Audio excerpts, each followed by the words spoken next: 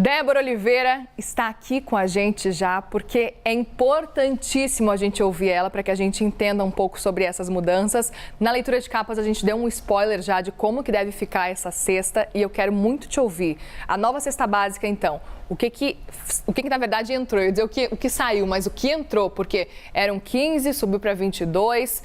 O que esperar, então, sobre essa nova cesta básica, pelo menos da aprovada pela Câmara até agora? Antes de mais nada, até de eu trazer... Bom dia, viu, Muriel? Até de eu trazer aqui na tela pra gente exatamente o que vai compor agora a nova cesta básica, é importante pontuar que de todos os tributaristas que eu cheguei a conversar e questionando justamente nessas mudanças e mudança de última hora, porque no prazo de 1 hora ontem, Muriel, a cesta básica, por exemplo, teve 3 versões, né? Esse texto aí que foi votado, regulamentado, teve 3 versões, ou seja, de todo um processo de discussão, de todo um debate que poderia ter acontecido e em 1 hora tudo ali mudou no último momento e o que fica no final das contas é a ideia inicial de você ter uma cesta básica ou de você ter isenção de impostos é que você possa atender a uma classe mais pobre da nossa população. E quando a gente isenta carnes, por exemplo, como o que aconteceu, ou peixes, como o que aconteceu, a gente não está somente favorecendo os mais pobres, mas favorecendo a toda uma outra classe, a todo um lobby que foi muito feito. Claro que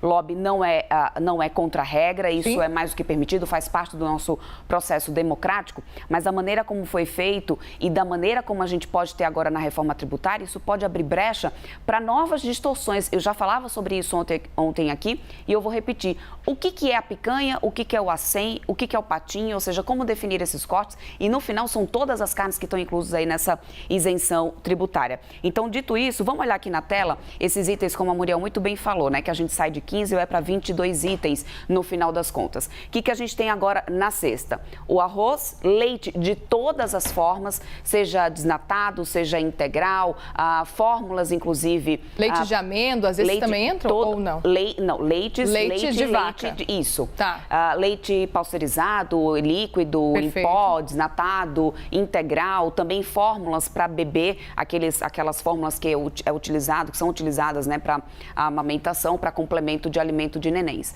Manteiga e margarina também entra aqui nessa lista. Feijões, todos os feijões, todas as raízes e tubérculos.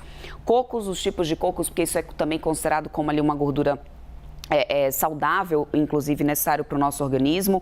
Café, óleo de soja e de milho. Aliás, o óleo de milho que foi incluído ontem, foi um dos itens que acabaram sendo incluídos ontem. Farinhas, açúcar, massas alimentícias, pão, aveia, que também acabou sendo incluída ontem de última hora.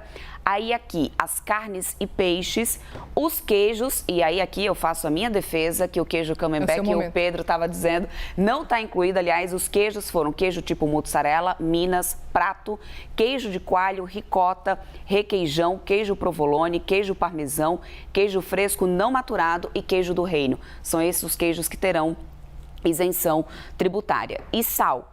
Esses são os itens que, aliás, sal também defendido ali pelos parlamentares como também importante na nossa culinária, na nossa cozinha. A questão que fica justamente é aqui o grande peso e a grande preocupação. A gente já tinha o próprio ministro na Fazenda falando sobre o impacto que isso pode trazer no IVA, no final das contas, Sim. né?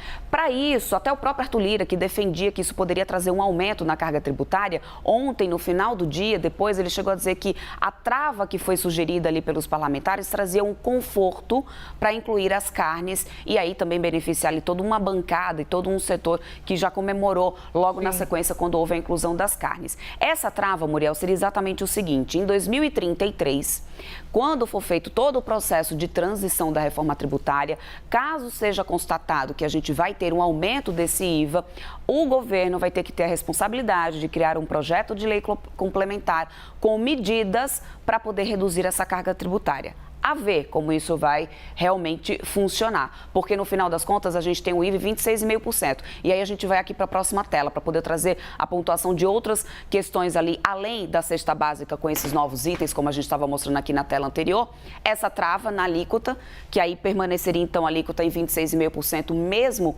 incluindo as carnes. E mas essa trava é como se fosse um limite mesmo na alíquota, um limite, né? Um teto, exatamente, Perfeito. Sendo esse aqui um teto, porque de acordo com cálculos do Banco Mundial, somente a a inclusão das carnes já levaria essa alíquota para passar de 27%, porque seria ali um impacto de 0,57% pelas contas do Banco Mundial e 0,53 ponto percentual de acordo ali com as contas do Ministério da Fazenda. Por isso, a equipe econômica vinha tão preocupada com essa questão da isenção total das carnes. Uma outra mudança importante ontem e que muitos tributaristas e muitos economistas defendiam que essa deveria ter sido a maneira correta adotada para poder favorecer realmente a população mais pobre, que é a grande tensão, né, da isenção de tributos, que é o cashback. A gente teve o cashback de 50% alterado para 100%, no caso de energia, água e gás, inclusive, vai ser isento, então, 100%. E eu lembro, o nosso sistema já é muito preparado para isso. A gente já tem o cadastro do CadÚnico, a gente, quando teve ali o período da pandemia, muito rapidamente conseguiu fazer a distribuição do auxílio emergencial, coisa que em outros países estavam se pagando ainda com papel. A gente conseguiu fazer um processo de bancarização aqui no Brasil, que nenhum outro país conseguiu, Muriel. Então, esse sistema de cashback ainda é o mais defendido como que realmente vai favorecer aquela população que realmente precisa, sem criar distorções ou sem favorecer outras classes que não seriam necessárias nesse caso, tá? E medicamentos, por fim, que aqueles que não já estavam na alíquota zero, na lista de alíquota zero, que tem muitos medicamentos que são necessários ali a boa parte da população, medicamentos de pressão e tudo mais, aí passou a ter, então, a alíquota reduzida, todos eles terão alíquota reduzida, pagando, tem um desconto de 60% dessa alíquota no final das contas. Então, medicamentos também teve uma mudança ali de última hora nessa reforma tributária. Lembrando, como a gente já teve a Isabel Mega dizendo aqui há pouco, tudo isso ainda vai para o Senado, ainda tem muita discussão a rolar ainda pela frente. É isso, mas se você tinha alguma dúvida do que mudou, como é que fica, a Débora fez esse resumão para que a gente entenda exatamente o que foi aprovado ontem à noite lá na Câmara dos Deputados. Obrigada, viu? Já conversamos mais.